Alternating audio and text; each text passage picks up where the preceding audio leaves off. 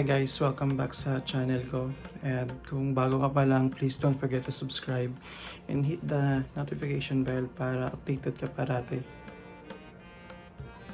Anyway, gaano ba karami ang 7 kilos? So ipapakita ko sa inyo guys kung gaano karami or kung ano lang ang pwede mong mailagay sa 7 kilos na bagahe na ganito po kalaki ang luggage. Okay? Bubuksan na natin. So, ang laman po ay ito po iPad ko. So, mabigat po itong iPad. Isang jacket. Tapos mga cards ko. Tapos kape, syempre ka nang magbaon, cellphone, tsaka passport. Tapos dito naman, nagdadala pala ako ng Tide, just in case, para makatipid po tayo sa labahin. Naglalaba po ako. Yes guys, para konti lang dadalhin, tapos lalaban ko na lang sa hotel. Ayan. Tapos ito na po yung reveal time.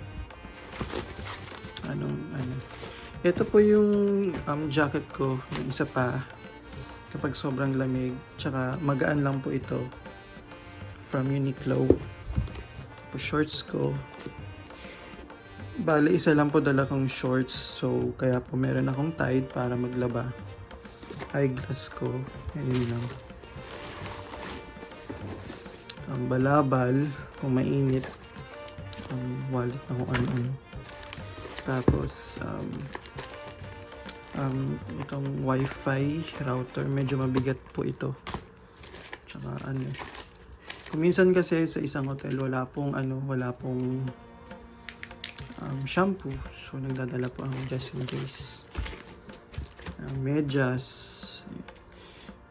Tsaka ito po yung mga by the way, nagdadala rin po ako ng off kung malamok. Kailangan po natin para sure tayo. Tsaka nagdadala rin po ako ng spoon and fork. Kasi kung minsan may mga pagkain na walang spoon and fork. Tapos paper bags. Ayan.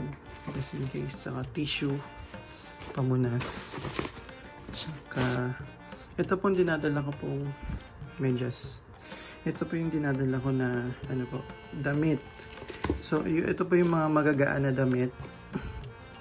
So, dapat magaan lang po para hindi po mabigat sa bagahe. Saka ito rin po mga magagaan. Tapos, ma-press ko na damit. Saka underwear. Kung minsan po,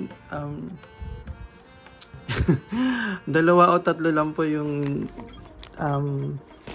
dinadala kong underwear kasi yun nga, pampabigat din po yun. Tsaka nagtataray po ako ng sariling sabon. Ayan. Tsaka huwag po natin kalimutan yung mga nating toothbrush. So ayan po, ito po yung laman ng 7 kilos. Okay? Okay guys, thank you very much for watching. Bye bye.